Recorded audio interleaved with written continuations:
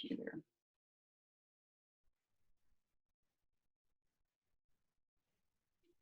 Hey y'all, it's me again. And now we're going to be looking at, not yet, we're going to be looking at another piece of art from the 18th century, number 2. So this is the second half of the slide discussion. Actually, it's really a lecture. You get to discuss in VoiceThread, but not to me in person, which is kind of sad. Anyway, what we're looking at is another piece of neoclassical art. Can you recognize who this is? Our founding father? Why, it's George Washington, our founding father. That's of the United States, that is. So this is a life-size 72-inch sculpture of George Washington by French sculptor Jean-Antoine Houdon. It was created in 1788 to 1792, and it was commissioned from Houdon by the state of Virginia, the Assembly, to recognize and celebrate their great statesman and the first president of the United States. And it was as a way also to remember the valorous battle against England for the freedom of our country. It was commissioned in 1784 by the governor of Virginia, sorry. Interestingly, Jefferson knew that this was happening, and the governor actually asked him who he thought should be the sculptor. And the reason was because Jefferson was at that time in France, and as I've already mentioned to you, he was a huge Francophile. He loved French people and he loved French culture, and so he was a huge fan. And he would want to choose a French sculptor because the arts had not been really that well developed in the United States yet. And in France, there were lots of really renowned artists. So he figured a French sculptor would be far superior to a British one, of course, and definitely there weren't very many in America. So he chose the highly decorated French neoclassical sculptor, Jean-Antoine Houdon. So the preparations for this sculpture were, he came to the United States, he made copious measurements and notes on the size, look, and scale of his body. He actually made a cast, like a plaster cast of his face, and just to get it as accurate as possible. He also asked Jefferson what he wanted. I'm going to turn to the next slide here and show more face on. And he didn't want to be shown in some classical ideal. And interestingly, another sculptor made this one. This is Horatio Greenough, who made this very kind of like almost funny sculpture of George Washington looking so classically ideal that it was almost laughable. Of course, at this point, Washington is a much older man, so he hardly looks like this. And he's kind of got the face, a neck of an older man and a youthful body a la Greek sculptures. So anyway, we'll go back to the real one. He really wanted to wear contemporary clothes. He wanted to look like he did look. And he worked on the final piece in Paris. He took 4 years to complete this statue. So I want you to look at it, and you can you can go through the slides, or I'll go through the slides. Here's from this point of view. And this point of view, it doesn't look that particularly classical, but here's a hint to you. This point of view will give you a lot of things to notice when you're looking for symbols. So let's look here. One of the first things you're probably going to say, oh yes, classic contrapposto pose. Yep, there we go. He has his classic contrapposto, and he's being, I think, shown in a probably somewhat idealized, even though he's wearing clothes and he's not totally youthful, he's being shown in somewhat of an idealized way. And of course, there's a great deal of realism with this sculpture that also looks very classical, as well as the fact that he, let me take this one, it has that kind of far off classical gaze. And the pose communicates confidence, power, but not like force power, not like military power, but this kind of intelligent power, power that comes from his authority. it's much more contemporary in that he does look like he does. He's less idealized. He's wearing clothing, and he's wearing kind of military clothing. But you'll notice that there's not a whole lot of evidence of other military items in this, and I will leave it at that. And I'm actually not going to talk more about the content because I really want you to look at all of those items that are in the sculpture to be able to talk a little bit about what they symbolize. So don't think that he's leaning on a piece of Greek column, because that would not be correct.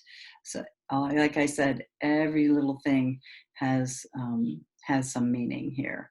And it all has to do with Washington himself, as well as the New Republic and where they are in the formation of the country at this point. So here's the question. So each one of you, one symbol. You don't need to name them all. Give everybody a chance. First person gets to have the easiest ones, and later people will have to hunt more. But yeah, have fun with that and good luck. Okay, we'll scooch past this. Alrighty, so now I'm showing you a map of the world again, because we're crossing over from the late 18th century into the early 19th century, so the early 1800s. And I want to give you a little bit of a recap as to what's going on in the world at this point. So in just 1.5 classes, we've covered 100 years. The 18th century was not artistically super diverse. I mean, there was a lot of art made, but we're not going to spend too much time on that. Alrighty, so let's talk about the big, finding my right paper. Let's talk about all the big things that were going on in the early part of the 19th century, so the early 1800s. So the Enlightenment movement that we have already we saw get underway in the 18th century, that the philosopher and giving a lecture on an orrery was part of that Enlightenment art, was just the beginning. Starting in the 1800s, there are so many scientific advances, and so admired by those thinkers. They're both about to transform radically Europe and America. So let's think about some of those advances that happened in right around the turn of the century, 1800. Manufacturing, automation, electrical power, transportation, the train, the steamship, communication, telegraph. All of this created a virtually new economy that centered around the urban areas. It also gave jobs to many like people, rural people in particular, and improved living conditions for many. And spread this thought, this belief that progress in a scientific way could somehow perfect society and save mankind, which is kind of interesting. The Industrial Revolution which had begun in the late 1700s in England, using coal-fired steam engine to power machines like looms. Machines like looms and other things like that brought new power and the need for raw materials like coal and iron, which also increased the work available in mining and transportation of those materials. So there were some aspects of the Industrial Revolution, however, that weren't so good. Definitely, it made some people rich. It gave a lot of people jobs, but it also condemned a lot of people, especially the very poor, unskilled laborers, to horrible living and working conditions, with working long hours with minimal income. They even used child labor at that point. There were no rules or regulation around safety, around hours, around pay, or around labor and who had to work. So all these people who had come flowing out of farms and into the cities found, they had work, but they were sometimes really rough. It was hard living conditions. So looking for an easier, more stable lifestyle, after being displaced, these small farms also went out of business because larger farms were taking over with more large-scale farming techniques and equipment, and men, women, and children all worked in these factories, and these deplorable conditions started to develop. And this brought about new political movements that called for social reform, socialist movements. The socialists, the Marxists, condemned the exploitation of the workers by capitalist factory owners, and the most radical of this being the communist ideas that thought all private ownership should be abolished. In 1848, Karl Marx published his Communist Manifesto, talking about those ideas. This was also the century that saw the first feminist movement called women's suffrage. And these women leaders called for equal rights for women and equal pay and the right to vote. It's hard to imagine, but that was considered absolutely revolutionary at the time.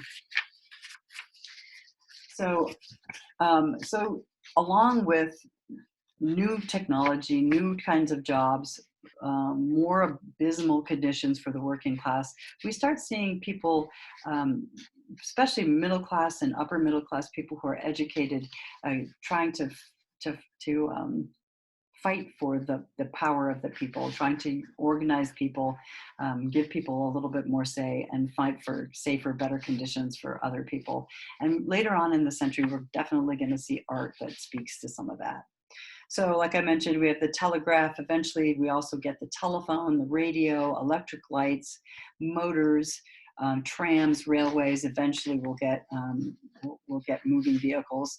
New alloys were invented. Steel was huge. Steel was a new alloy that allowed the development of the skyscraper.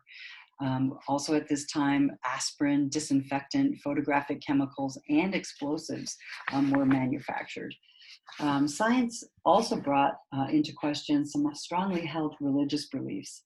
Geologists discovered that the Earth was far older than the approximately 6,000 years that the Bible seemed to talk about. Way older, hundreds of thousands of years older.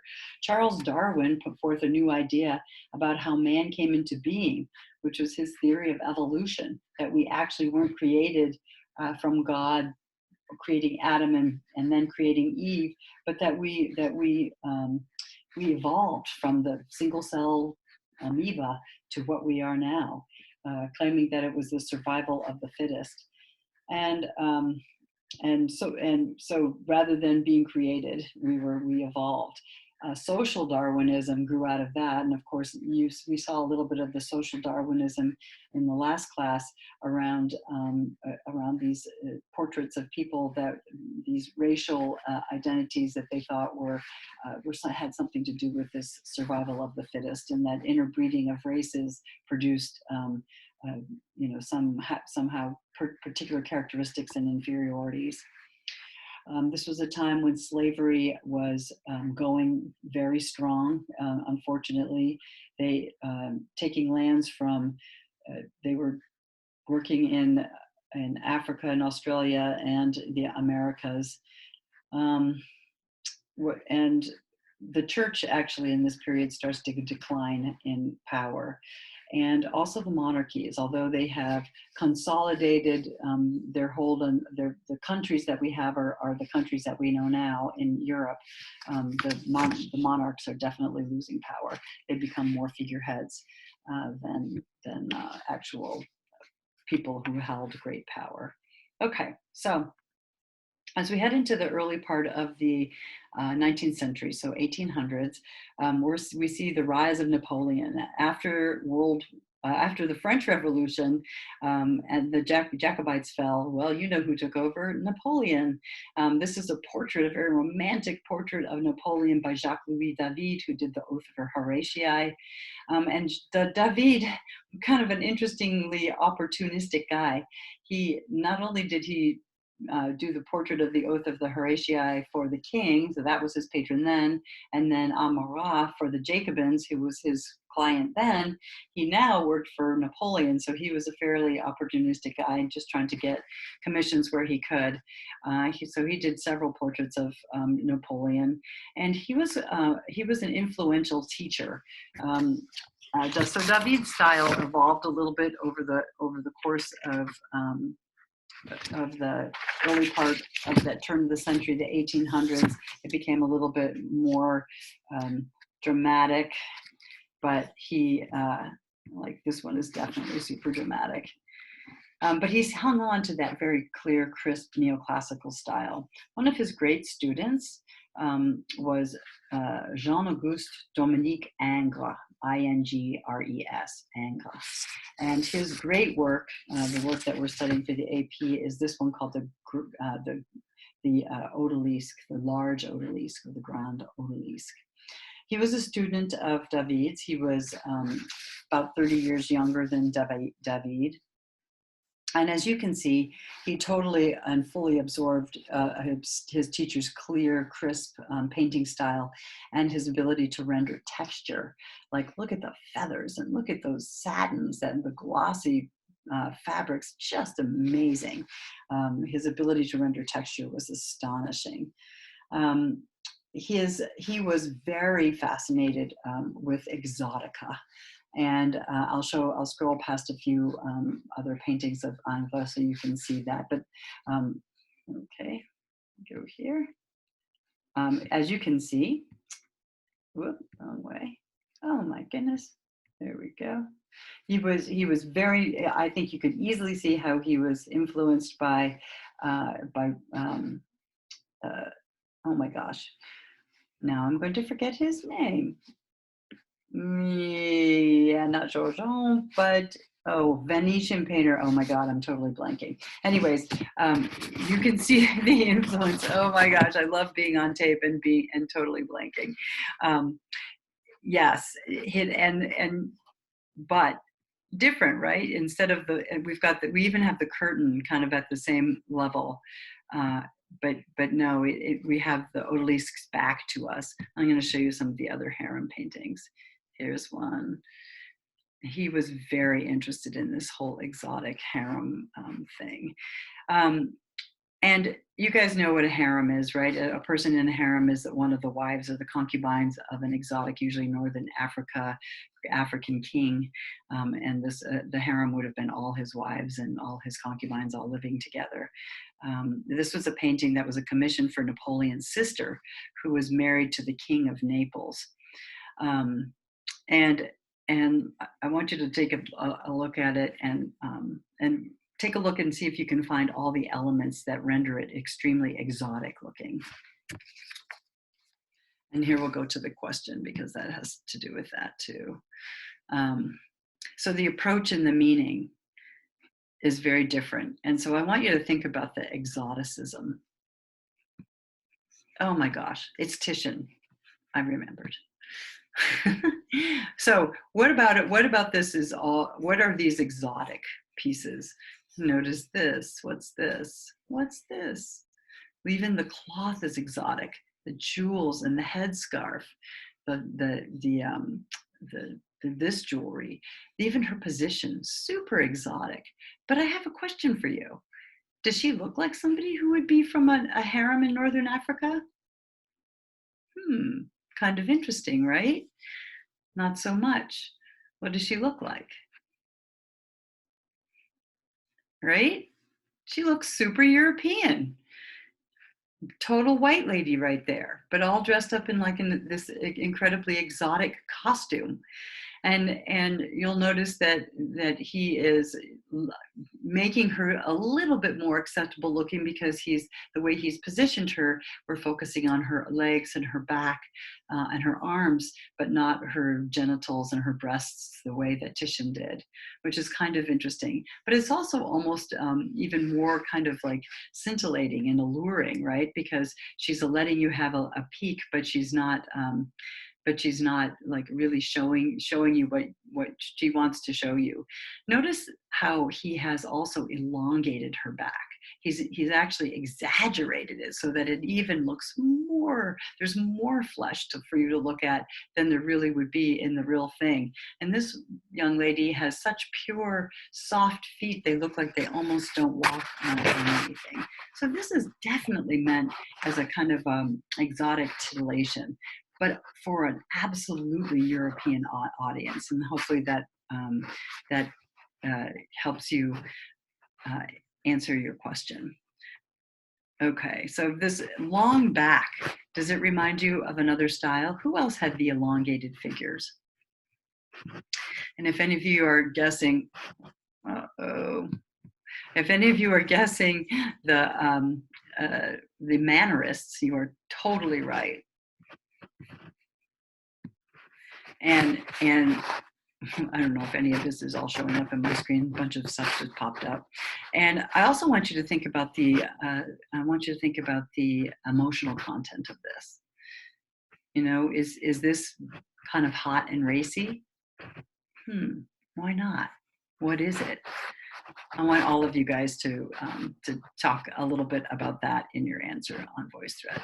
Okay, so that's it. I'm going to actually tour you past Ingres's other work. You go again past Titian. This is another exotic harem-like image from Ingres, again with the curtain, again with a really elongated back. But he also did a lot of portraits of upper class socialites, and this portrait was done in 1856, right on the cusp of the invention of photography and fixed photography. And soon people like Ingres would be put out of work because photography would take the place of this kind of work. Here's another really, really lovely drawing by Ingres, a portrait of Madame Raoul Rocher. Again, really beautifully, sensitively, realistically drawn. Okay, guys, that is it. And I'm going to